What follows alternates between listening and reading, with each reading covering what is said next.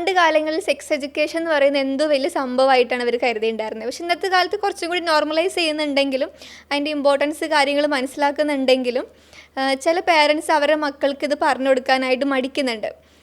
അതിൻ്റെ ബുദ്ധിമുട്ടും കാര്യങ്ങളാണ് ഈ വീഡിയോയിൽ ഡിസ്കസ് ചെയ്യുന്നത്. ഒരു ഫാമിലി ജീവിതത്തിൽ ഇതിൻ്റെ ഇമ്പോർട്ടൻസ് എന്താണ് എന്നുള്ള കാര്യങ്ങളാണ് ഈ വീഡിയോയിൽ ഡിസ്കസ് ചെയ്യുന്നത്. ഇന്ന് നമ്മുടെ കൂടെയുള്ള doctor Hiba, founder of doctor Hiba Sarovya, Perinthalmanna. അപ്പോൾ ഡോക്ടർ, ഈ കുട്ടികൾക്ക് സെക്സ് എഡ്യൂക്കേഷൻ നൽകിയിട്ടില്ലെങ്കിലുള്ള ബുദ്ധിമുട്ടുകൾ എന്തൊക്കെയാണ്? സെക്സ് എഡ്യൂക്കേഷൻ എന്ന് പറയുന്നത് ഇപ്പോൾ നേരത്തെ പറഞ്ഞ പോലെ പണ്ടൊക്കെ കുഴപ്പമുണ്ടായിരുന്നില്ല. ലൈക്ക് എന്തോ ഭയങ്കര കാര്യമാണ്, ഒരാളോടും പറയാൻ പാടില്ല, മക്കളോട് പോയിട്ട് സ്വന്തം പാർട്ട്ണറിനോട് പോലും സംസാരിക്കാത്തൊരു കാര്യമായിരുന്നു. പിന്നെ ഇപ്പോൾ അത് പല വീഡിയോസ് ആയിട്ട് വന്നു, ആളുകൾ അതിനെക്കുറിച്ച് ഡിസ്കസ് ചെയ്യാൻ തുടങ്ങി എന്നുള്ളതായിരുന്നു. അപ്പം നമ്മൾ ഇപ്പം പറയുകയാണെന്നുണ്ടെങ്കിൽ ഇപ്പോൾ ഈ പാരൻസ് ആണെങ്കിൽ പോലും ഈ സെക്സ് എഡ്യൂക്കേഷൻ കിട്ടാത്തത് കൊണ്ട് പലപ്പോഴും പല കാര്യങ്ങളും അവർ മനസ്സിലാക്കിയിട്ടുണ്ടാവുക പണ്ടത്തെ കൊച്ചു പുസ്തകങ്ങളും അല്ലെങ്കിൽ അങ്ങനത്തെ ഒക്കെ പല ആളുകൾ പറഞ്ഞിട്ടുള്ള അറിവുകൾ, അല്ലെങ്കിൽ എന്തോ ഒരു ഇമാജിനേഷനിൽ എന്തോ കണ്ടതോ അല്ലെങ്കിൽ കേട്ടതോ ആയിട്ടുള്ള കാര്യങ്ങൾ പിന്നീട് ലൈഫിൽ പ്രവർത്തിപ്പിക്കുക, അല്ലെങ്കിൽ അതാണ് സെക്സ് ജീവിതം എന്ന് വിചാരിച്ചിട്ടുള്ളൊരു കാലഘട്ടം ഉണ്ടായിരുന്നു. അതേപോലെ തന്നെ ഈ മക്കളുമാവും. ഓക്കെ, നമ്മൾ പക്ഷേ ടീനേജിൽ എന്തിനാണ് പറഞ്ഞു കൊടുക്കുന്നതെന്ന് പറയുകയാണെന്നുണ്ടെങ്കിൽ, കുട്ടികൾക്ക് എന്തിനാണെന്ന് പറഞ്ഞാൽ ടീനേജ് പ്രായമാണ് നമ്മൾ ബേസിക്കലി പറയുന്നത്. ചെറിയ കുട്ടികൾക്ക് ഇപ്പോൾ അതിനെക്കുറിച്ച് പറഞ്ഞു കൊടുക്കേണ്ട ആവശ്യമൊന്നുമില്ല. ഇത് ടീനേജ് പ്രായത്തിൽ എന്ന് പറഞ്ഞാൽ ഏകദേശം ഒരു എന്താ പറയുക, ഇപ്പോൾ ഒരു 10 ഇയേഴ്സിൻ്റെ അബവ് കുട്ടികൾക്ക് സെക്സ് എന്ന് പറഞ്ഞാൽ എന്താണ് എന്നുള്ള ആ ഒരു അതിയായ ക്യൂരിയോസിറ്റി ഉണ്ട്. അപ്പോൾ ഇവരിതെന്ത് ചെയ്യും, നേരെ പോയിട്ട് നെറ്റിൽ സെർച്ച് ചെയ്യും. നെറ്റിൽ സെർച്ച് ചെയ്ത് കഴിഞ്ഞാൽ കിട്ടാത്ത അറിവുകളോ കാര്യങ്ങളോ ഇല്ല. അപ്പം ബേസിക്കലി ഇവർ എന്താണ് എന്നുള്ളത് ഒതൻറ്റിക് ആയിട്ട് മനസ്സിലാക്കുന്നതിന് മുന്നേ തന്നെ ഒരു പക്ഷേ ഇതിലെന്തോ ഉണ്ട് എന്നുള്ള ആ ഒരു രീതിയിലേക്കായിരിക്കും അതിനെക്കുറിച്ച് മനസ്സിലാക്കാൻ പോകുന്നത്. അതൊരു പ്രശ്നം. രണ്ടെന്ന് പറയുന്നത്, അവരിങ്ങനത്തെ സോഴ്സസിൽ നിന്നാണ് കാര്യങ്ങൾ മനസ്സിലാക്കുന്നതെന്നുണ്ടെങ്കിൽ പല കുട്ടികളിലും നമ്മൾ കണ്ടിട്ടുണ്ട് അവർക്ക് ഭയങ്കരമായിട്ടുള്ള എന്താ പറയുക, ഒരു പെർവേർട്ടഡ് ആയിട്ട്, അതായത് ഇപ്പം നിങ്ങൾ തന്നെ കണ്ടിട്ടുണ്ടാവും, വലിയ ആളുകൾ പുറത്ത് പോകുമ്പോൾ ബസ്സിൽ അവയവം കാണിച്ചു, അല്ലെങ്കിൽ പുറത്ത് നിന്ന് അങ്ങനെ കാണിച്ചു ഇങ്ങനെ കാണിച്ചു, അതേപോലെ കുട്ടികളിലുണ്ട്. പലപ്പോഴും നമ്മൾ അറിയുന്നില്ല, അല്ലെങ്കിൽ പുറത്ത് പറയുന്നില്ല എന്നുള്ളതാണ്. നമ്മളുടെ കുട്ടികളിൽ അതുണ്ടോ ഇല്ലേ എന്നുള്ളത് പല പേരൻസ് അറിയുന്ന പോലുമില്ല.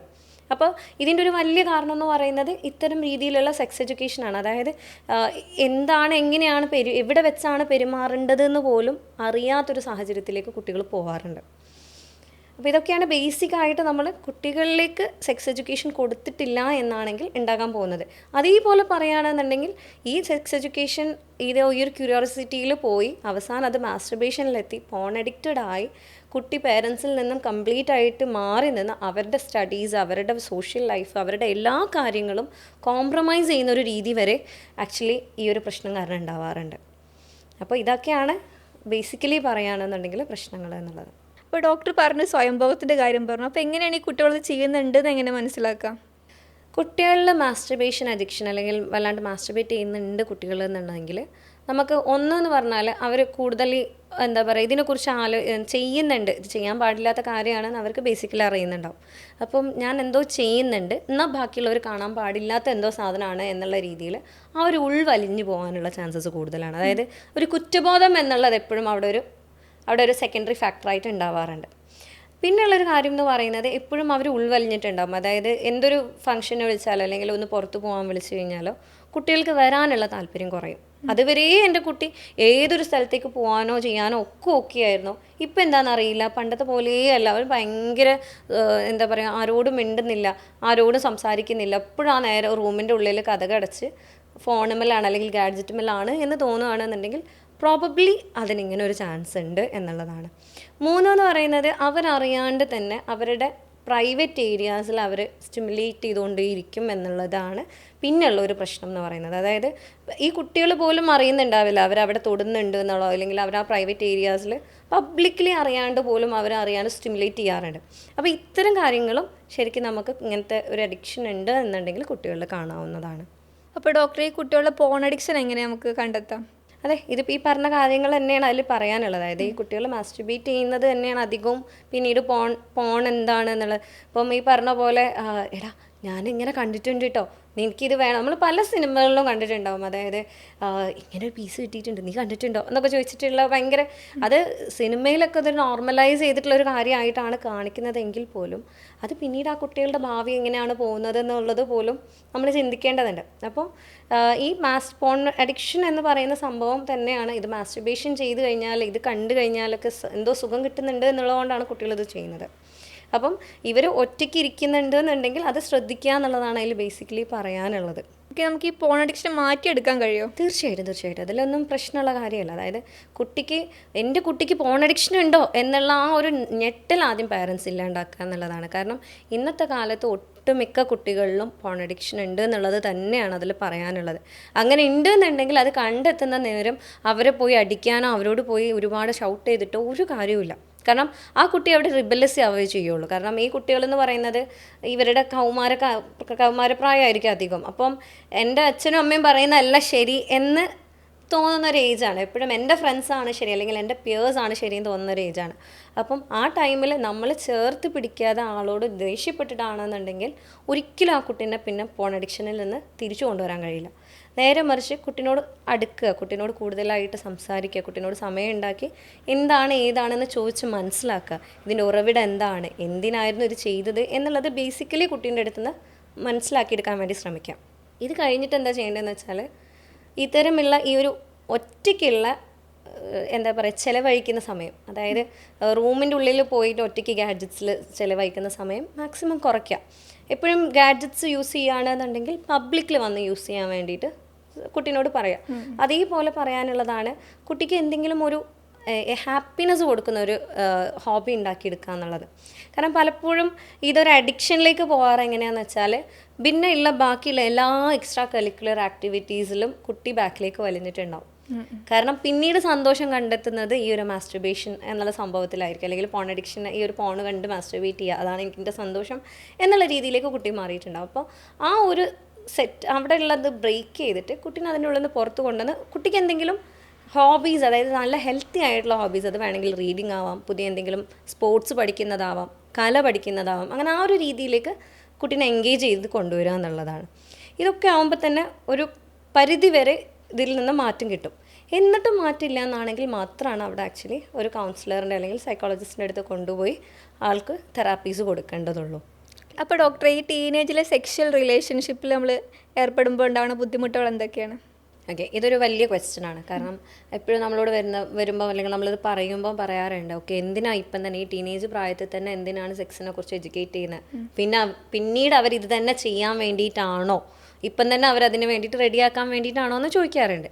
അപ്പോൾ അതിൽ പറയാനുള്ള എന്താണെന്ന് വെച്ചാൽ, ടീനേജ് ഏജിൽ ഉണ്ടാകുന്ന പ്രണയങ്ങൾ ഉണ്ടാവാം, ശരിയാണ്, അതും അവർക്ക് എഡ്യൂക്കേറ്റ് ചെയ്ത് കൊടുക്കണം. അതായത് ഈ ടൈമിൽ ഓപ്പോസിറ്റ് സെക്സിനോട് പല രീതിയിലുള്ള താല്പര്യങ്ങൾ നമുക്ക് തോന്നും, ഓക്കെ, പക്ഷെ എന്ന് കരുതി അവിടെ നമ്മളുടെ ആ ഒരു ഇത് ഹോൾഡ് ചെയ്തിട്ടില്ല എന്നാണെങ്കിൽ അതിലുണ്ടാകാൻ പോകുന്ന പല കാര്യങ്ങളുണ്ട്. അതായത് ഒന്നെന്ന് പറഞ്ഞാൽ പ്രഗ്നൻസിക്കുള്ള ചാൻസ് കൂടുതലാണ്.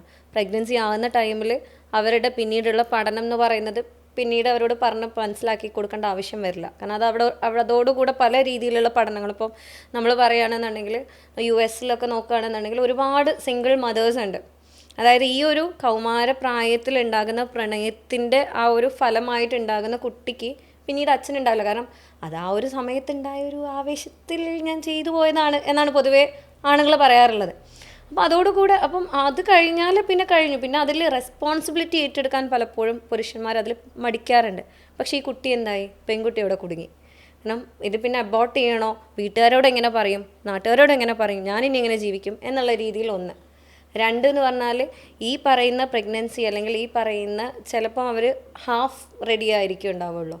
ഒരുപക്ഷെ അത് സ്ത്രീൻ്റെ അല്ലെങ്കിൽ ആ ഒരു പുരുഷൻ്റെ, ഒരു പെൺകുട്ടീൻ്റെ അല്ലെങ്കിൽ ആൺകുട്ടീൻ്റെ നിർബന്ധത്താൽ സെക്ഷൽ റിലേഷൻഷിപ്പിലായതാവാം. ഇത് കാരണം പിന്നീട് ഉണ്ടാകുന്ന ട്രോമാറ്റിക് എക്സ്പീരിയൻസസ് വേറെ. കാരണം പലപ്പോഴും ഈ എഡ്യൂക്കേഷൻ കിട്ടാത്ത കുട്ടികളാണെന്നുണ്ടെങ്കിൽ പല പോൺ സൈറ്റിൽ കാണുന്ന കാര്യങ്ങൾ അതേപടി ഇതാണ് എൻ്റെ ബെഡ്റൂം ലൈഫിൽ വരേണ്ടതെന്ന് വിചാരിച്ച് അതേപോലെ ചെയ്യുന്ന കുറേ ആളുകളുണ്ട്. അപ്പോൾ അത് കാരണം ഉണ്ടാകുന്ന എക്സ്ട്രീംലി ട്രോമാറ്റിക് ആയിട്ടുള്ള ഒരുപാട് കുട്ടികളുണ്ട്. നമ്മളെ അടുത്ത് ക്ലിനിക്കിൽ തന്നെ വരാറുണ്ട്. അതായത് ഞാൻ അറിയാണ്ടൊരു റിലേഷൻഷിപ്പിൽ പെട്ടു, അല്ലെങ്കിൽ ഞാൻ ഡേറ്റിംഗ് ആപ്പിലൂടെ പോയതായിരുന്നു, ഞങ്ങൾ മീറ്റിങ്ങിൽ ഫസ്റ്റിൽ തന്നെ സെക്സിൽ ഏർപ്പെട്ടു. ഞാൻ ഒരിക്കലും പ്രതീക്ഷിച്ചിട്ടുണ്ടായിരുന്നില്ല സെക്സിൽ ഏർപ്പെടും എന്നുള്ളത്. എനിക്കറിയില്ല, എനിക്കിപ്പോൾ സെക്സ് എന്ന് പറയുന്നതേ പേടിയാണ് എന്ന് പറയുന്ന കുട്ടികളുണ്ട്. അപ്പം ഇതിൻ്റെ ഒരു ആഫ്റ്റർ ഇഫക്റ്റ് ആണ്. അതായത് അവർ മാനസികമായിട്ട് പ്രിപ്പയർ ചെയ്യാതെ തന്നെ ഈ സെക്സിലേക്ക് ഏർപ്പെടുമ്പോൾ ഉണ്ടാകുന്ന ഒരു ആഫ്റ്റർ ഇഫക്റ്റ് ആയിട്ടാണ് വരുന്നത്. അതേപോലെ തന്നെ പറയുകയാണെന്നുണ്ടെങ്കിൽ ഇത് പിന്നീട് ഒരുപാട് ആങ്സൈറ്റിയിലേക്ക് കൊണ്ടുപോകാറുണ്ട്. ഈ ഒരു കൗമാരപ്രായത്തിലുണ്ടായത്. കാരണം ചിലപ്പം അവിടെ പെർഫോമൻസ് വിചാരിച്ച പോലെ നടന്നിട്ടുണ്ടാവില്ല, അല്ലെങ്കിൽ ചിലപ്പം അവിടെ വിചാരിച്ച ടൈമിങ് അവർക്ക് കിട്ടിയിട്ടുണ്ടാവില്ല. അപ്പം ഇതാണ് എൻ്റെ സെക്ഷൽ ലൈഫ്, അയ്യോ ഇനി ഞാനിങ്ങനെ കല്യാണം കഴിക്കുക, ഇങ്ങനെയാണെങ്കിൽ ഞാൻ എന്താണ് ചെയ്യുക എന്നുള്ള രീതിയിലൊക്കെ ആൺകുട്ടികൾ പിന്നീട് വരുമ്പോൾ നമ്മളെ ക്ലിനിക്കിൽ വരുന്ന ഇങ്ങനത്തെ കേസുകളിലൊക്കെ നോക്കുകയാണെന്നുണ്ടെങ്കിൽ പലപ്പോഴും പല ആളുകളും പറഞ്ഞിട്ടുള്ള ഇപ്പോൾ ഈ പറയുന്നത്. അപ്പോൾ ഇതൊക്കെയാണ് കൗമാരക്കാരിൽ നമ്മൾ സെക്ഷൽ ലൈഫിൽ, അല്ലെങ്കിൽ കൗമാരക്കാരുടെ സെക്ഷൽ ലൈഫിൽ ഉണ്ടാകാൻ പോകുന്ന ഭവിഷ്യത്തുകൾ എന്ന് പറയുന്നത്. അപ്പോൾ ഡോക്ടറെ, ഇന്നത്തെ കാലത്ത് പെൺകുട്ടികൾ പറഞ്ഞാൽ സ്വന്തമായിട്ട് ഇൻഡിപെൻഡൻ്റ് ആയിട്ട് കല്യാണം കഴിക്കുക, ജോലി കിട്ടിയിട്ട് അങ്ങനെയുള്ള ഒരു ഇതാണ്. അപ്പോൾ ഏത് ഏജിലാണ് കല്യാണം കഴിക്കാൻ അനുയോജ്യമായിട്ടുള്ളൊരു ഇത്? അപ്പോൾ കല്യാണം എന്ന് പറയുന്നത് എപ്പോഴും ഏതൊരു പെണ്ണും, ഇപ്പോൾ പറയാൻ പറ്റില്ല കേട്ടോ, പണ്ടായിരുന്നു അത് സ്വപ്നം കാണുന്ന ഒന്നാണ് എന്നുള്ളത്. ഇപ്പോഴത്തെ പല കുട്ടികൾക്കും താല്പര്യമില്ല. ഞാൻ ഒരിക്കലും എൻ്റെ ലൈഫിൽ കല്യാണം കഴിക്കില്ല എന്ന് പറഞ്ഞ് നടക്കുന്ന കുട്ടികളാണ്. അപ്പോൾ കല്യാണപ്രായം ഏതാണ്, അല്ലെങ്കിൽ ഏത് ടൈമിലാണ് കല്യാണം കഴിക്കേണ്ടതെന്നുണ്ടെങ്കിൽ, ഇപ്പം ചില കമ്മ്യൂണിറ്റിയിലുണ്ട്, എൻ്റെ പേരക്കുട്ടിൻ്റെ കല്യാണം കണ്ടിട്ടും എനിക്ക് മരിച്ചാൽ മതി എന്ന് പറയുന്ന ആൾക്കാരുണ്ട്. അവർക്ക് വേണ്ടിയിട്ട് കല്യാണം നടത്തുന്ന ഒരുപാട് പേരൻസ് ഉണ്ട്. അല്ലെങ്കിൽ പേരൻസിൻ്റെ നിർബന്ധത്തിന് പിന്നെ എനിക്ക് രക്ഷയില്ല, കല്യാണം കഴിച്ചേ പറ്റുള്ളൂ എന്ന് വിചാരിച്ച് നടക്കുന്നവരുണ്ട്. പക്ഷേ കല്യാണം എപ്പോഴാണ് കഴിക്കേണ്ടതെന്ന് നോക്കുകയാണെന്നുണ്ടെങ്കിൽ, മാനസികമായിട്ട് ഞാൻ എപ്പോഴാണ് തയ്യാറാവുന്നത്, ഞാൻ ഓക്കെയാണോ, എനിക്ക് എൻ്റെ ലൈഫിലൊരു പാർട്ട്ണറുണ്ട്, എൻ്റെ എല്ലാ കാര്യങ്ങളിലും, അല്ലെങ്കിൽ അറ്റ്ലീസ്റ്റ് ഞാൻ ആഗ്രഹിക്കുന്ന കാര്യങ്ങളിൽ എൻ്റെ പാർട്ട്ണറാക്കാൻ ഞാൻ ഒരാളെ ആഗ്രഹിക്കുന്നുണ്ട് എന്നുണ്ടെങ്കിൽ മാത്രം അതെന്നാണോ ആ ഏജിൽ കല്യാണം കഴിക്കാമെന്നേ ഞാൻ പറയുള്ളൂ. കാരണം അല്ലാതെ ആ ഒരു ആളെ നിർബന്ധിച്ച് കല്യാണം കഴിപ്പിച്ചിട്ടുണ്ട് എന്നുണ്ടെങ്കിൽ, ഇപ്പോൾ നമ്മളെടുത്ത് ക്ലിനിക്കിൽ തന്നെ വന്ന എത്രയോ ആളുകളുണ്ട്. അതായത് അവർ പറയുക, ഞാൻ ഒരാഗ്രഹം ഉണ്ടായിരുന്നില്ല, ഞാൻ പേരൻസിനോട് കെഞ്ചി പറഞ്ഞതാണ്, വേണ്ട ഞാനിപ്പോൾ അത് സ്ത്രീ ആണെങ്കിലും പുരുഷനാണെങ്കിലും രണ്ടുപേരാണെങ്കിലും പറയാണ്, പറഞ്ഞതാണ്, കേട്ടില്ല, ഞാൻ അത്രയും കഷ്ടപ്പെട്ട് ഞാൻ പറഞ്ഞു, ഓക്കെ കല്യാണം കഴിച്ച് കഴിഞ്ഞാൽ ഒക്കെ സെറ്റായിക്കോളും എന്നുള്ള ഡയലോഗായിരുന്നു. ഓക്കെ എൻ്റെ കസിൻസൊക്കെ സെറ്റായിട്ടുണ്ട്, പക്ഷേ എനിക്ക് പറ്റുന്നില്ല എന്ന് പറഞ്ഞ ഒരുപാട് ആളുകൾ. ഇതേ പ്രശ്നം കാരണം ഡിവോഴ്സ് ചെയ്തിട്ടുള്ള ഒരുപാട് കേസസ് നമ്മളെടുത്ത് വന്നിട്ടുണ്ട്. അപ്പം ഇത് എന്തുകൊണ്ടാണ് ഇവർ ഓക്കെ അല്ലാത്തതെന്നുള്ളത് പേരൻസ് മനസ്സിലാക്കുന്നില്ല എന്നുള്ളതാണ്. അപ്പം എപ്പോഴാണോ you are ready, if you not ready, നിങ്ങളെ പേരൻസ് അതിൽ ഫോഴ്സ് ചെയ്യുന്നുണ്ട് എന്നുണ്ടെങ്കിൽ എന്തുകൊണ്ടാണ് നിങ്ങൾ റെഡി അല്ലാത്തത് എന്നുള്ളത് കണ്ടെത്തുക. എന്നിട്ട് എന്നാണോ നിങ്ങളത് ഓക്കെ ആക്കുന്നത് അന്ന് നിങ്ങൾ കല്യാണം കഴിക്കുക എന്നുള്ളതാണ്. ഓക്കെ, ഇതേ ക്വസ്റ്റ്യൻ തിരിച്ചു ചോദിക്കുകയാണെങ്കിൽ നിങ്ങളിപ്പോൾ കെട്ടാൻ പറഞ്ഞാൽ കിട്ടുമോ? ഇല്ലല്ലോ. നിങ്ങൾ മെൻ്റലി എന്നാണോ റെഡി ആവുന്നത് അന്നല്ലേ കിട്ടൂ. ഇത് തന്നെയാണ് അതിൻ്റെ ആൻസർ. ഓക്കെ, നമ്മൾ ആദ്യമായിട്ട് സെക്സ്വൽ റിലേഷൻഷിപ്പിൽ ഏർപ്പെടുമ്പോൾ ശ്രദ്ധിക്കേണ്ട കാര്യങ്ങൾ എന്തൊക്കെയാണ്? ഓക്കെ, സെക്സ് എന്ന് പറയുന്നത് ഇപ്പോൾ ഈ പറഞ്ഞ പോലെ പറഞ്ഞ് മാത്രം കൊടുക്കേണ്ട സാധനമല്ല.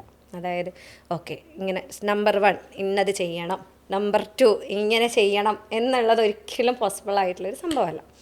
സെക്സ് എന്ന് പറയുന്നത് അറിയാണ്ട് ഒഴുക്കിപ്പെട്ടു പോകുന്ന സാധനമാണ്. അതായത് ഇപ്പോൾ അതിൽ നടക്കേണ്ട കാര്യങ്ങൾ എന്തൊക്കെയാണെന്ന് വെച്ചാൽ, അവിടെ ആ ഒരു വൈഫ് അല്ലെങ്കിൽ ആ ഒരു പാർട്ട്നേഴ്സ് തമ്മിൽ ശരിക്കും മനസ്സിലാക്കുക എന്നുള്ളത് വെരി ഇമ്പോർട്ടൻ്റ് ആണ്.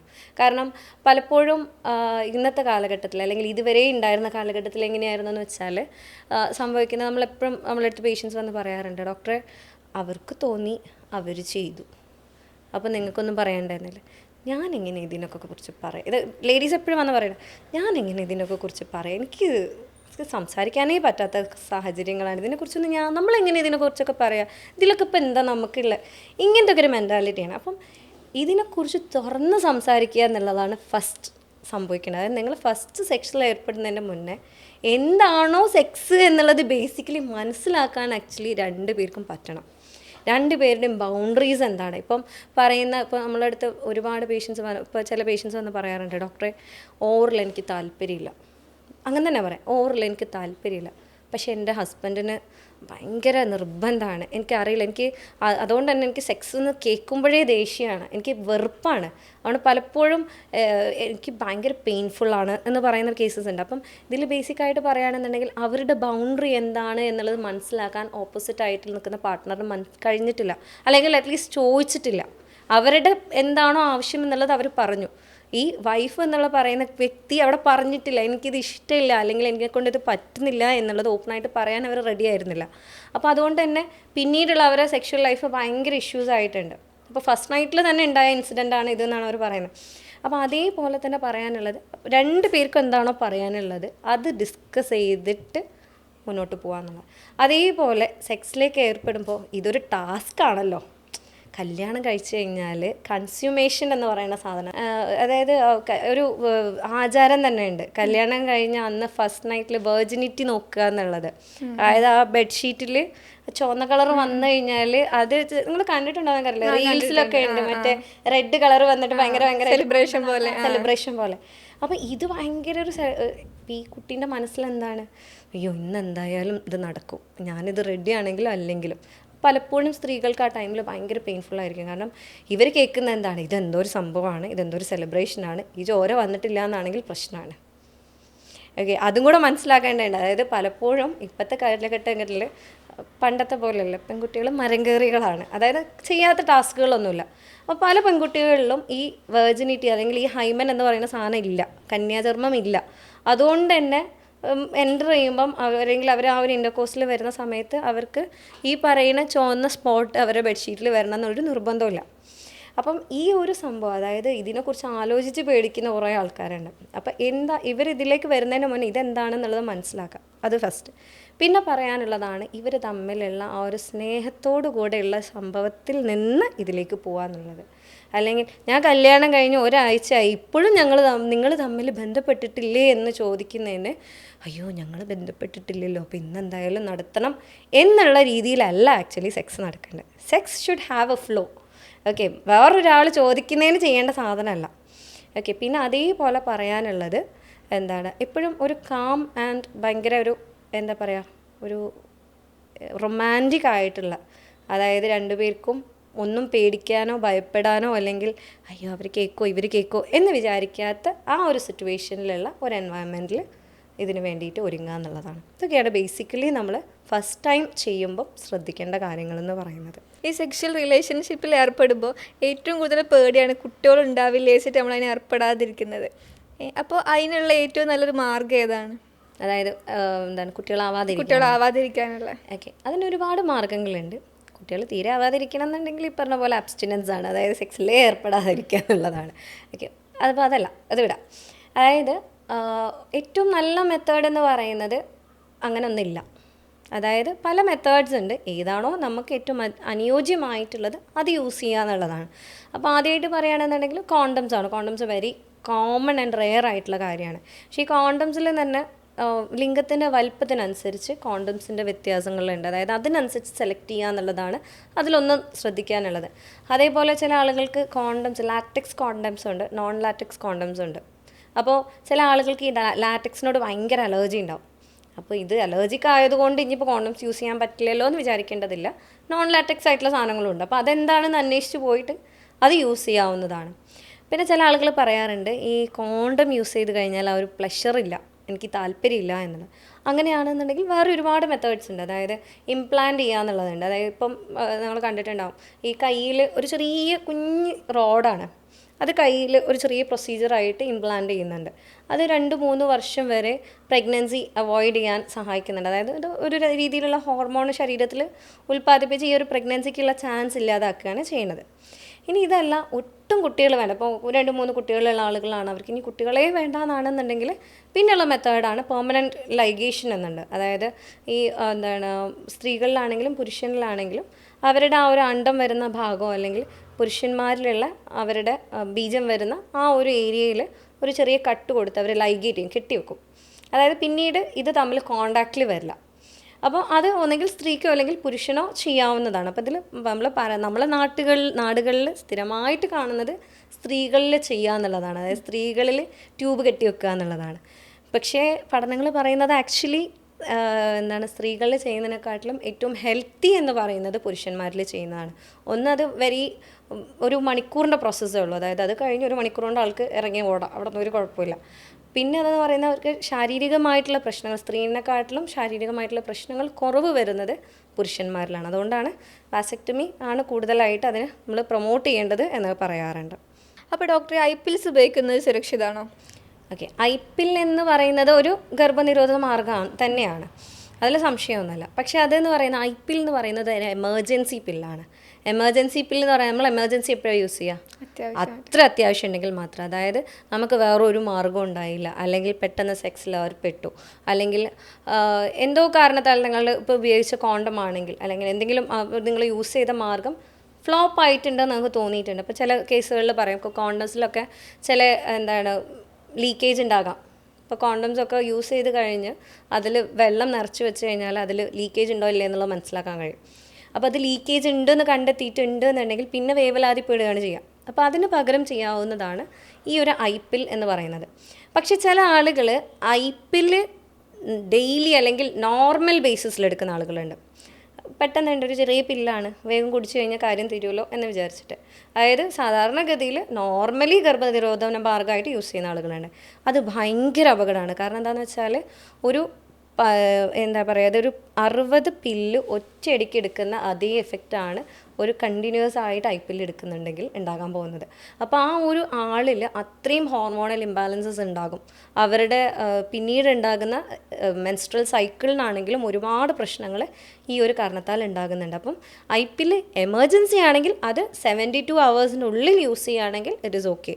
പക്ഷേ മോർ ദാൻ ദാറ്റ് ഒരിക്കലും ഇടയ്ക്കിടയ്ക്ക് യൂസ് ചെയ്യുക എന്നുള്ളത് അതൊരിക്കലും നിങ്ങളൊരു ഓപ്ഷനായിട്ട് വെക്കാൻ പാടുള്ള കാര്യമേ അല്ല.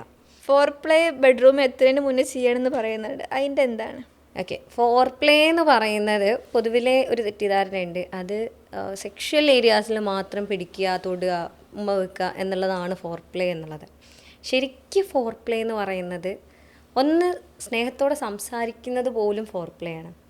ഓക്കെ, അതായത് ഇപ്പോൾ ഒരു വൈഫ് ആൻഡ് ഹസ്ബൻഡ് ഡയറക്റ്റ് ഒന്ന് അടുത്തിരുന്ന് സംസാരിക്കുക, ഒന്ന് കൈ കെട്ടിപ്പിടിച്ചിരിക്കുക, ഒന്ന് വെറുതെ ഉമ്മ കൊടുക്കുക, ഒന്ന് ഹഗ് ചെയ്യുക, ഇതൊക്കെ ഫോർപ്ലേയിൽ പെടുന്ന കാര്യങ്ങളാണ്. എന്തെങ്കിലും പ്രശ്നങ്ങളുണ്ടെന്നുണ്ടെങ്കിൽ അത് പറഞ്ഞ് തീർക്കുന്നത് പോലും ഫോർപ്ലേ ആണ്. അതുകൊണ്ടാണ് ഫോർപ്ലേ ബെഡ്റൂമിലെത്തുന്നതിന് മുന്നേ സ്റ്റാർട്ട് ചെയ്യണമെന്ന് പറയണത്. കാരണം എന്താണെന്ന് വെച്ചാൽ പലപ്പോഴും എന്താ സംഭവിക്കുന്നത്, പെട്ടെന്നൊന്നും അടിച്ച് പിരിഞ്ഞ് ഇനി പറയാത്തതൊന്നും പറഞ്ഞിട്ടുണ്ടാവില്ല, അത്രയും അവർ ടെററായിട്ടായിരിക്കും ബെഡ്റൂമിലേക്ക് എത്തിയിട്ടുണ്ടാവും. എനിക്ക് ആക്ച്വലി അറിയുന്ന കപ്പിൾസ് ഉണ്ട്, അതായത് അവർക്ക് ഭയങ്കര ഇഷ്യൂ ആയിരിക്കും, അവർ തമ്മിൽ എപ്പോഴും അടിയാണ്. അടി എന്ന് പറഞ്ഞാലും പോരാ, അങ്ങനെ അടി കൂടി ബെഡ്റൂമിലെത്തി കഴിഞ്ഞാൽ കാര്യങ്ങൾ നടക്കുന്നുണ്ട്.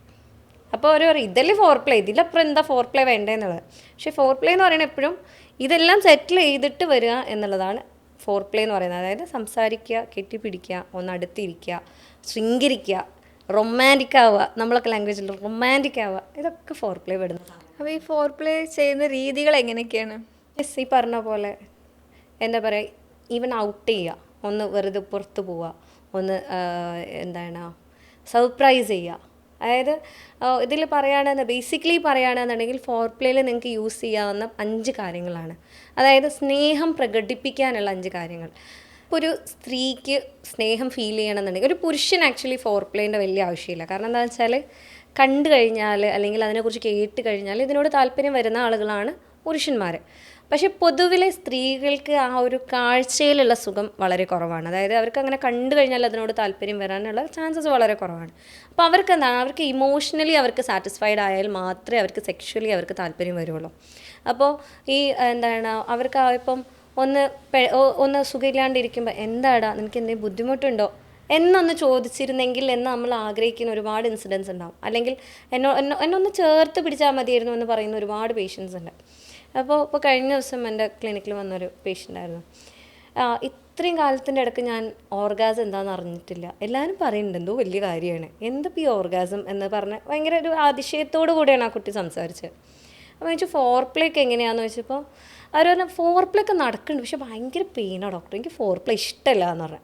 അപ്പോൾ ചോദിച്ചു എന്ത് പറ്റി, എന്തത്ര ഫോർപ്ലേ എന്ന് പറഞ്ഞാൽ ഭയങ്കര സുഖമുള്ള കാര്യമില്ലേ, എന്തപ്പോൾ ഇത്ര പെയിൻ എന്ന് ചോദിച്ചു. സംഭവം മൂപ്പർ എന്നോട് സംസാരിക്കുന്നുണ്ട്, ഞങ്ങൾ തമ്മിൽ നല്ല സ്നേഹത്തിലാണ്, എന്നെ ഭയങ്കര ഇഷ്ടമാണ്, എനിക്കും ഭയങ്കര ഇഷ്ടമാണ്, അങ്ങനെ ഞങ്ങൾ തമ്മിൽ അങ്ങനെ പ്രശ്നമൊന്നുമില്ല. പക്ഷേ ഫോർപ്ലേ എന്ന് പറയുമ്പോൾ മൂപ്പർ ഭയങ്കര ഹാർഡായിട്ടാണ് എന്നെ പിടിക്കുന്നതും തൊടുന്നതൊക്കെ. അപ്പോൾ എനിക്ക് ഭയങ്കര പെയിനായിട്ട് തോന്നുന്നുണ്ട്. അപ്പോൾ ഞാനതിൽ എൻജോയ് ചെയ്യുന്നതിനെക്കാട്ടിലും എനിക്ക് എന്നെ പിടിക്കാൻ വരുമ്പോഴത്തേനും എനിക്ക് എന്തോ മാതിരി ആവുകയാണ്. എനിക്ക് മൂപ്പരിൻ്റെ അടുത്ത് വേണം. എന്നെ വിട്ട് പോകണതോ ഇങ്ങോട്ട് പോകണതോ എനിക്കിഷ്ടമല്ല. പക്ഷേ ഈ ഒരു സംഭവം എനിക്കിഷ്ടമല്ല. അപ്പം ഫോർ പ്ലേയിൽ ശ്രദ്ധിക്കേണ്ടത് എന്താണെന്ന് വെച്ചാൽ ഏറ്റവും സോഫ്റ്റസ്റ്റ് ആയിട്ടുള്ളതാണ് ഏറ്റവും സെൻഷ്വൽ ആയിട്ടുള്ളത്, അതായത് ഏറ്റവും ഗുണകരമായിട്ടുള്ളത്. അപ്പോൾ അത് സംസാരത്തിലാണെങ്കിലും അത് നമ്മൾ തൊടുന്നതിലാണെങ്കിലും സ്പർശിക്കുന്നതിലാണെങ്കിലും ഒക്കെ അത് ഏറ്റവും സോഫ്റ്റസ്റ്റ് ആൻഡ് ഏറ്റവും സ്മൂത്തസ്റ്റ് ആയിട്ട് ഏറ്റവും സ്ലോ ആയിട്ട് കൊണ്ടുപോകുമ്പോഴാണ് ഫോർ പ്ലേ ഏറ്റവും പീക്കിലേക്ക് നമുക്ക് കൊണ്ടുപോകാൻ പറ്റുന്നത്. അതിപ്പം ബെഡ്റൂമിലെത്തിയിട്ടുള്ള ഫോർ പ്ലേ ആണെങ്കിൽ പോലും പുറത്തുള്ളതാണെങ്കിൽ പോലും. അതാണ് അതിൽ ബേസിക്കായിട്ട് നമ്മൾ പറയേണ്ട കാര്യങ്ങൾ എന്ന് പറയുന്നത്. അപ്പോൾ ഡോക്ടർക്ക് അടുത്തേക്ക് ചോദിക്കാനുള്ളത്, ഈ സ്ത്രീകൾ സെക്ഷൽ റിലേഷൻഷിപ്പിന് ഓക്കെ ആണെന്നുള്ള കാര്യം പുരുഷന്മാരെങ്ങനെയാണ് മനസ്സിലാക്കുക? ഓക്കെ, അതിൽ ഈ പുരുഷന്മാർക്ക് സെക്ഷൽ റിലേഷൻസിനോട് താല്പര്യം വരുന്ന സമയത്ത് ഒരു അതിയായ അവർക്കുണ്ടാകുന്നൊരു പുകച്ചിലുണ്ട്. അതായത് എന്തൊക്കെയോ ചെയ്യണം, എന്തൊക്കെയോ ആക്കണം എന്നുള്ള ആ ഒരു ഫീലിംഗ് അത് ശരിക്കും സ്ത്രീകളിലും വരും. ഓക്കെ, പലപ്പോഴും പുരുഷന്മാർ പറയാറുണ്ട് എൻ്റെ വൈഫിൽ അങ്ങനെയൊന്നും ഞാൻ കണ്ടിട്ടില്ല എന്നുള്ളത്. അപ്പോൾ അതിൽ പറയാനുള്ളത് ഫോർ പ്ലേ കറക്റ്റ് ആയിരുന്നില്ല എന്നുള്ളതാണ്. അതായത് ആ ഫോർ പ്ലേ ചെയ്ത്, അതായത് അവർ ഇപ്പോൾ ഇത് പറയുകയാണെന്നുണ്ടെങ്കിൽ ബെഡ്റൂമിൽ എത്തുന്നതിൻ്റെ മുന്നേ എന്ന് പറയുമ്പോൾ ശരിക്കും ഫോർ പ്ലേ എന്ന് പറയുന്ന ദിവസങ്ങളോളം എടുക്കുന്ന ഒരു കാര്യമാണ് കേട്ടോ. കാരണം അത് സംസാരിച്ച് വന്ന് അത് അവരോട് സ്നേഹം കാണിച്ച്, ഇപ്പോൾ സ്നേഹം എന്ന് പറയുന്നത് അവരെ കെട്ടിപ്പിടിച്ച് ശൃംഗരിക്കുന്ന മാത്രമല്ല, അവർക്ക് വേണ്ട ഒരു കാര്യം ചെയ്തു കൊടുക്കുന്ന, അവരൊന്ന് ഹെൽപ്പ് ചെയ്യുന്ന, അവരെ വീട്ടുജോലിയിലാണെങ്കിലും അല്ലെങ്കിൽ അവർ ചെയ്യാൻ ആഗ്രഹിച്ച കാര്യങ്ങളിലൊക്കെ ഒന്ന് ഹെൽപ്പ് ചെയ്യുന്ന പോലും ഫോർ പ്ലേ ആയിട്ടാണ് വരുന്നത്. അപ്പോൾ ഇതെല്ലാം കഴിഞ്ഞ് ഇവർക്ക് ആ ഒരു ഇമോഷണൽ ഔട്ട് ബേസ്റ്റ് ഉണ്ട്. അതായത് എൻ്റെ കെട്ടിയോൻ എന്നെ അല്ലെങ്കിൽ എൻ്റെ പാർട്ട്ണർ എന്നെ അത്രയും സ്നേഹിക്കുന്നുണ്ട് എന്ന് തോന്നുന്ന ആ ഒരു നിമിഷത്തിലേക്ക് അവർക്ക് വരുന്ന ആ ഒരു എക്സ്ട്രീം ഫീലിംഗ് ഉണ്ട്. ആ എക്സ്ട്രീം ഫീലിങ്ങിൽ അവർക്ക് സെക്ഷലി താല്പര്യം വന്നു തുടങ്ങും. ഈ താല്പര്യം വന്നു തുടങ്ങുന്ന സമയത്ത് പലപ്പോഴും സ്ത്രീകൾ അറിയാണ്ട് പുരുഷന്മാർ ചെയ്യുന്ന പോലെ തന്നെ ഉണ്ടാകുന്ന ചില റിയാക്ഷൻസ് ഇടുന്നുണ്ട്. അതേപോലെ തന്നെ പറയാനുള്ളതാണ്, അവരുടെ യോനി അത്രയും ലൂബ്രിക്കൻസ് പ്രൊഡ്യൂസ് ചെയ്യാൻ തുടങ്ങും, അവരുടെ ഫേസ് ഫ്ലഷ് ചെയ്യാൻ തുടങ്ങും, അവരുടെ റിയാക്ഷൻസിൽ നല്ല വ്യത്യാസങ്ങൾ, അതായത് എക്സ്ട്രീമായിട്ട് അവർ സെൻസിറ്റീവായി തുടങ്ങും. ഇതൊക്കെയാണ് ശരിക്കും ഒരു സ്ത്രീ ഇതിനോട് റെഡിയാണോ എന്നുള്ളത് പറയുന്ന കാര്യങ്ങൾ. ഓക്കെ, അപ്പോൾ ഈ അടുത്തായിട്ട് ചോദിക്കാനുള്ളത്, ഒരു സ്ത്രീകളിൽ നിന്ന് പുരുഷന്മാർ എന്താണ് പ്രതീക്ഷിക്കുന്നത്? സ്ത്രീകളിൽ നിന്ന് പുരുഷന്മാരെന്താണ് പ്രതീക്ഷിക്കുന്നത്? മനസ്സമാധാനം. ഓക്കെ, കാരണം ഇത് ബേസിക്കായിട്ട് ഞാൻ തമാശ പറഞ്ഞല്ല, വളരെ സത്യമായിട്ടുള്ളൊരു കാര്യമാണ്. കാരണം സ്ത്രീകളിൽ നിന്ന്, കാരണം പുരുഷന്മാരെ എപ്പോഴും ആഗ്രഹിക്കുന്ന ഒരു കാര്യമാണ് ഫ്രീഡം എന്നുള്ളത്. ഓക്കെ, ഫ്രീഡം എന്ന് പറയുന്നത് എല്ലാത്തിൽ നിന്നും ഫ്രീഡം എന്നുള്ളതല്ല. കാരണം അവരൊരുപാട് റെസ്പോൺസിബിലിറ്റീസ് ഏറ്റെടുക്കുന്നുണ്ട്, അവരൊരുപാട് ഓടിത്തളരുന്നുണ്ട്, അവരൊരുപാട് കാര്യങ്ങൾ നമ്മളറിയാതെ ചെയ്യുന്നുണ്ട്, അല്ലെങ്കിൽ പല രീതിയിലുള്ള പ്രഷറിൽ നിൽക്കുന്നുണ്ട്, പല രീതിയിലുള്ള അവഗണനകൾ അവർ സഹിക്കുന്നുണ്ട്. നമ്മളെന്താണ്, നമുക്ക് എന്തെങ്കിലും ഫീൽ ചെയ്ത് കഴിഞ്ഞാൽ, സ്ത്രീകൾക്ക് എന്തെങ്കിലും ഫീൽ ചെയ്ത് കഴിഞ്ഞാൽ നമ്മളപ്പോൾ അത് ഓപ്പൺ ചെയ്ത് ആരോടെങ്കിലും പറയുന്നുണ്ട്, പലപ്പോഴും പറയുന്നുണ്ട്. അറ്റ്ലീസ്റ്റ് ഇനി അത് ഹസ്ബൻഡിൻ്റെ അടുത്ത് അല്ലെങ്കിൽ പാർട്ട്ണറിൻ്റെ അടുത്ത് അല്ലെങ്കിൽ പോലും ആരെങ്കിലും അടുത്തത് പറഞ്ഞിട്ടുണ്ടാവും. പക്ഷേ ഈ പുരുഷന്മാർ പൊതുവേ അത് പറയാത്ത ആളുകളാണ്, അത് ഉള്ളിൽ ഒതുക്കി വെക്കുന്ന ആളുകളാണ്. അപ്പോൾ ഇവർ ഇത് ജോലിയൊക്കെ കഴിഞ്ഞ് തിരിച്ച് വരുന്ന ടൈമിൽ, നിങ്ങൾ കേട്ടോ, നിങ്ങളെ അമ്മ എന്നോട് ഇങ്ങനെ ചെയ്തു, നിങ്ങളെ അമ്മ എന്നോട് അങ്ങനെ പറഞ്ഞു, അല്ലെങ്കിൽ എൻ്റെ ലൈഫിൽ ഇങ്ങനെ ഉണ്ടായി, എൻ്റെ വർക്ക് ലൈഫിൽ ഇങ്ങനെ ഉണ്ടായി, എന്നോട് അങ്ങനെ പറഞ്ഞു, ഇങ്ങനെ പറഞ്ഞു, ഞാൻ ഇനി എന്താ ചെയ്യുക, ഞാൻ എന്താ ചെയ്യാമെന്ന് പറഞ്ഞിട്ട് ലേഡീസ് പോയിട്ട് അവരെടുത്ത് അവർ വന്നൊന്ന് ഇരുന്നിട്ടുണ്ടാവുള്ളൂ, ചിലപ്പോൾ പാവം ഒന്ന് ശ്വാസം പോലും വിട്ടിട്ടുണ്ടാവില്ല. ഇവർക്കിത് കേൾക്കുമ്പോൾ എന്താ ഫീൽ ചെയ്യുക? നിനക്ക് എന്താ ഫീൽ ചെയ്യുക? നമ്മൾ ഭയങ്കര എക്സോസ്റ്റഡ് ആയിട്ട് വർക്ക് കഴിഞ്ഞ് വീട്ടിലെത്തുന്ന ടൈമിൽ നമ്മളെക്കുറിച്ചോ അല്ലെങ്കിൽ നമ്മുടെ ചുറ്റിലുള്ള ആളെക്കുറിച്ചോ നമ്മൾ ഭയങ്കര നെഗറ്റീവായിട്ട് കേൾക്കുമ്പോൾ നമുക്ക് എന്താ ഫീൽ ചെയ്യുക? ദേഷ്യം വരും, ഓട്ടോമാറ്റിക്കലി ദേഷ്യം വരും. അതിൻ്റെ എക്സ്ട്രീമാണ്. കാരണം ഇവർ എന്തൊക്കെയാണ് ഗോ ത്രൂ ചെയ്യുന്നത് ഇവർ ഒരാളോട് പറയുന്ന പോലുമില്ല. ഇതെല്ലാം കഴിഞ്ഞ് നമ്മളെയും കൂടെ പ്രഷർ ആവുമ്പം ഓട്ടോമാറ്റിക്കലി അവിടെ ഒരു വേർപിരിവ് ഉണ്ടാവുകയാണ്. അതായത് അവർക്കായിട്ടൊരു സ്പേസ് വേണം. നമ്മൾ സ്ത്രീകൾക്ക് എന്ന് പറഞ്ഞാൽ നമ്മൾ എപ്പോഴും ഭയങ്കര ക്ലിഞ്ചിയാണ്. അതായത് എപ്പോഴും നമ്മൾ പാർട്ട്ണർ നമ്മളെ കൂടെ തന്നെ വേണം. എന്നോട് എന്താ സംസാരിക്കാത്തത്? എന്താ എന്നോട് സ്നേഹമില്ലായിട്ടാ? എന്താ എന്നോട് മിണ്ടാത്തത്? എന്നോട് എന്താ നിനക്ക് പഴയമായിരുന്ന സ്നേഹമൊന്നും ഇല്ല എന്ന് പറയുന്ന ആളുകളാണ് നമ്മൾ എപ്പോഴും നമ്മളെ കൂടെ വേണം എന്ന് ആഗ്രഹിക്കുന്നത്. പക്ഷേ പുരുഷന്മാർക്കെന്ന് പറഞ്ഞാൽ അവർക്ക് അവരുടേതായ ടൈം വേണം. നമുക്ക് ടൈം കിട്ടുന്നതുകൊണ്ടാട്ടോ നമ്മളത് പറയണത്. വേറെ കാര്യം, പുരുഷന്മാർക്കും അതേപോലെ ഒരു ടൈം അവർ ആഗ്രഹിക്കുന്നുണ്ട്. അതായത് ഇപ്പോൾ ഇത് ഉദാഹരണം പറയുകയാണെന്നുണ്ടെങ്കിൽ, അവർ നല്ലോണം സ്നേഹിക്കുന്നുണ്ട് എന്നുണ്ടെങ്കിൽ അതേപോലെ തന്നെ അവർക്കൊരു കേവിലേക്ക് പോകുന്ന പോലെയാണ്. അതായത് അവർക്കൊരു ഏകാന്തത അത്യാവശ്യമാണ്, അവരുടേതായ ഒരു ടൈം അവർക്ക് അത്യാവശ്യമാണ്. എന്നാൽ മാത്രമേ പിന്നീട് അവർക്ക് സ്നേഹം പ്രകടിപ്പിക്കാൻ കഴിയുള്ളൂ. അപ്പോൾ ഇതിലാണ് നമ്മൾ മനസ്സമാധാനം വേണമെന്ന് പറയുന്നത്. അപ്പോൾ ഇത് കൊടുത്തിട്ടില്ല എന്നാണെന്നുണ്ടെങ്കിൽ, അതായത് അവരെ മനസ്സിലാക്കാനുള്ള ഒരു സപ്പോർട്ടീവ് സിസ്റ്റം നമുക്ക് ആവാൻ പറ്റുന്നില്ല എന്നാണെന്നുണ്ടെങ്കിൽ, ഓട്ടോമാറ്റിക്കലി ആ ഒരു റിലേഷനിൽ അവരെന്തോ സാക്രിഫൈസ് ചെയ്ത് നിൽക്കുന്ന പോലെ ആയിരിക്കും. അപ്പോഴാണ് ഞാൻ എന്ത് പറഞ്ഞാലും എൻ്റെ കെട്ടിയവന് ഭയങ്കര ദേഷ്യമാണ്, അല്ലെങ്കിൽ എൻ്റെ ചെറുക്കന് ഭയങ്കര ദേഷ്യമാണ് എന്ന് പറയുന്നൊരു സിറ്റുവേഷൻ വരുന്നത്. അതായത് ഇപ്പോൾ പറയുകയാണെന്നുണ്ടെങ്കിൽ, ഇപ്പോൾ കഴിഞ്ഞ ദിവസം ഒരു കേസ് വന്നിട്ടുണ്ടായിരുന്നു. അപ്പോൾ ഞാൻ വിളിച്ച ഡോക്ടറെ എന്ത് പറഞ്ഞാലും അവൾക്ക് എന്നെ കുറ്റപ്പെടുത്താനേ നേരമുള്ളൂ. നിങ്ങളത് ചെയ്തില്ല, ഇത് ചെയ്തില്ല. ഞാൻ നിങ്ങളോട് അന്ന് പറഞ്ഞത്, നിങ്ങൾക്ക് അല്ലെങ്കിലേ എൻ്റെ കാര്യത്തിലൊരു താല്പര്യമില്ല, ഒരു സ്നേഹവും ഇല്ല, അല്ലെങ്കിൽ ഞങ്ങളുടെ കാര്യത്തിൽ അല്ലെങ്കിൽ നിങ്ങൾക്ക് നോട്ടമൊന്നും ഇല്ലല്ലോ എന്നുള്ള വർത്താനാണ്. പക്ഷേ ഡോക്ടർക്ക് അറിയും ഞാൻ എന്തൊക്കെ എൻ്റെ ഫാമിലിക്ക് വേണ്ടി ചെയ്യുന്നുണ്ട്. ഒന്നില്ലെങ്കിലും ഞാൻ എൻ്റെ ഫാമിലിക്ക് വേണ്ടിയിട്ടല്ലേ ഞാൻ ഇങ്ങനെ വിട്ടകന്ന് നിന്ന് ജോലി ചെയ്യുന്നത്. ഇതുപോലും മനസ്സിലാക്കാൻ എൻ്റെ പാർട്ട്ണർ തയ്യാറാവണില്ല, ഞാൻ എന്താ ചെയ്യേണ്ടതെന്ന് പറഞ്ഞാൽ അത്രയും ദയനീയതയോട് കൂടിയാണ് അവർ വിളിക്കുന്നത്. അപ്പോൾ ഇതൊന്നും മനസ്സിലാക്കി ഇറ്റ്സ് ഓക്കെ, ഞാൻ ഉണ്ടല്ലോ കൂടെ എന്നൊന്ന് ചേർത്ത് പിടിക്കാൻ ആക്ച്വലി പുരുഷന്മാരും ആഗ്രഹിക്കുന്നുണ്ട്. അറ്റ്ലീസ്റ്റ് അവർ പറയുന്നില്ല എന്നാണെന്നുണ്ടെങ്കിൽ, അത് പറഞ്ഞു കഴിഞ്ഞാൽ ഇമോഷണലി ആണ് അതിനെടുക്കുന്നതെന്നുണ്ടെങ്കിൽ ഒരിക്കലും പുരുഷന് അവിടെ ഒരു കാര്യം നിങ്ങളടുത്ത് വന്ന് പറയാൻ കഴിയില്ല. നേരെ മറിച്ച് അതിനെ ലോജിക്കലി നമുക്ക് ആൻസർ കൊടുക്കാൻ പറ്റുന്നുണ്ട്, അല്ലെങ്കിൽ ലോജിക്കലി അവരെ സപ്പോർട്ട് ചെയ്യാൻ പറ്റുന്നുണ്ടെന്നുണ്ടെങ്കിൽ. ഇപ്പം പുരുഷന്മാരെപ്പോഴും ലോജിക്കൽ ഹ്യൂമൻസ് ആണ്, മനുഷ്യന്മാരാണ്, കാണുമ്പോൾ രണ്ടുപേരും ഒരേപോലെയുള്ള ആൾക്കാരാണ്. പക്ഷേ എപ്പോഴും ലോജിക്കലി പറയുന്ന ആളുകളാണ് പുരുഷന്മാർ. സ്ത്രീകളെപ്പോഴും ഇമോഷണലി കാണുന്ന കാര്യങ്ങളാണ്. അപ്പം അപ്പോഴാണ് എപ്പോഴും ഈ ക്ലാഷസ് വരല്. അപ്പോൾ അവരെപ്പോഴും ആഗ്രഹിക്കുന്ന ആ ലോജിക്കലായിട്ടുള്ള ഒരു സപ്പോർട്ട് സിസ്റ്റമാണ്. അങ്ങനെയാണെന്നുണ്ടെങ്കിൽ ആ പുരുഷൻ കാര്യങ്ങൾ നിങ്ങളടുത്ത് വന്ന് പറയുകയും ചെയ്യും, നിങ്ങൾക്ക് സപ്പോർട്ട് ചെയ്യാൻ പറ്റും. നിങ്ങളടുത്ത് പറയുന്നില്ല എന്നാണെങ്കിൽ ഗിവ് ഹിം എ സ്പേസ്. ആ സ്പേസ് കൊടുത്തു കഴിഞ്ഞാൽ കുറച്ച് കഴിഞ്ഞാൽ അവർ വന്ന് നമ്മുടെ അടുത്ത് കാര്യങ്ങൾ പറയുകയും ചെയ്യും, നമ്മളോട് കൂടുതൽ അടുപ്പം ഫീൽ ചെയ്യുകയും ചെയ്യും. ഇതാണ് ബേസിക്കലി എല്ലാ പുരുഷന്മാരും ആഗ്രഹിക്കുന്നത്. അപ്പോൾ ഡോക്ടറെ നെക്സ്റ്റ് ആയിട്ട് ചോദിക്കാനുള്ളത്, ബെഡ്റൂമിൽ പുരുഷന്മാർ വരുത്തുന്ന തെറ്റുകൾ എന്തൊക്കെയാണ്? ഓക്കെ, അത് പറയുകയാണെന്നുണ്ടെങ്കിൽ നമ്മൾ നേരത്തെ ഡിസ്കസ് ചെയ്തിട്ടുണ്ടായിരുന്നു, അതായത് ഈ ആക്രാന്തം.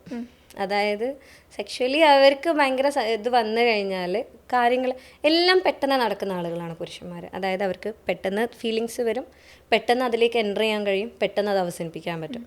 പക്ഷേ സ്ത്രീകൾ ഭയങ്കര സ്ലോ ആണ്. സെക്ഷുവൽ എന്നുള്ള കാര്യത്തിൽ നോക്കുകയാണെന്നുണ്ടെങ്കിൽ അവർക്ക് താല്പര്യം വരാൻ തന്നെ ടൈം എടുക്കും. ആ താല്പര്യം വന്ന് അവർക്ക് ആ ഒരു രീതിയിലേക്ക് പെർഫോം ചെയ്യാൻ ടൈം എടുക്കും. ആ ടൈം എടുത്ത് അത്രയും ലെവലിൽ നിന്ന് കഴിഞ്ഞാൽ മാത്രമേ അവർക്ക് ആ ഒരു ഓർഗാസം എന്നുള്ള രീതിയിലേക്ക് എത്തിക്കാൻ പറ്റുള്ളൂ. അപ്പോൾ പൊതുവേ ഇപ്പോൾ ചില പുരുഷന്മാർ വന്ന് പറയാറുണ്ട്, ഡോക്ടർ എനിക്ക് ടൈമില്ല, എനിക്ക് ടൈമിങ്ങിന് മരുന്ന് വേണമെന്ന് വന്ന് പറയാറുണ്ട്.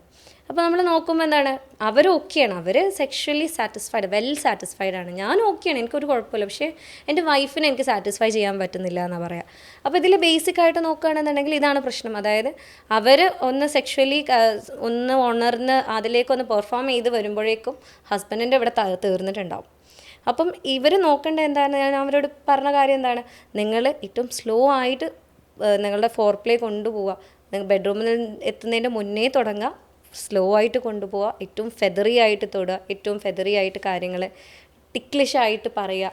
ഇത് ഇങ്ങനെ ഒരു പ്രക്രിയയിലേക്ക് കൊണ്ടുവന്ന് അവർ ഇനിഷ്യേറ്റ് ചെയ്തെടുക്കുന്ന ടൈമിലേക്ക് നിങ്ങൾ കാര്യങ്ങൾ തുടങ്ങുകയാണെന്നുണ്ടെങ്കിൽ നിങ്ങൾ രണ്ടുപേരും ഒരുപോലെ എൻജോയ് ചെയ്യാൻ തുടങ്ങും. അതല്ല നിങ്ങളുടെ കാര്യം ഓട്ടോമാറ്റിക്കലി ഇതിങ്ങനെ പെട്ടെന്ന് പോവുകയാണെന്നുണ്ടെങ്കിൽ ഒരു സ്ത്രീക്കും ആ ഒരു പേസിലേക്ക് എത്തിച്ചേരാൻ കഴിയാതെയാവും. അപ്പോൾ സ്വാഭാവികമായിട്ടും ഇതൊക്കെയാണ് ഒരു മിസ്റ്റേക്കായിട്ട് വരുന്നത്. ഇപ്പോൾ ചില കേസുകളിൽ ഇപ്പോൾ ഞാൻ നേരത്തെ പറഞ്ഞു ഭയങ്കര പെയിൻഫുള്ളാണ്, ഫോർപ്ലേ ഭയങ്കര പെയിൻഫുള്ളാണ്. അങ്ങനെ ഉണ്ടാകുന്ന കേസ് അത് റിപ്പീറ്റഡ് ആയിട്ട് പോവുകയാണെന്നുണ്ടെങ്കിൽ ആ സ്ത്രീക്ക് സ്വാഭാവികമായിട്ടും കുറച്ച് കഴിഞ്ഞാൽ ഇതിനോട് താല്പര്യം കുറയും. എന്തിനത് ഭയങ്കര പെയിൻഫുള്ളാണ്.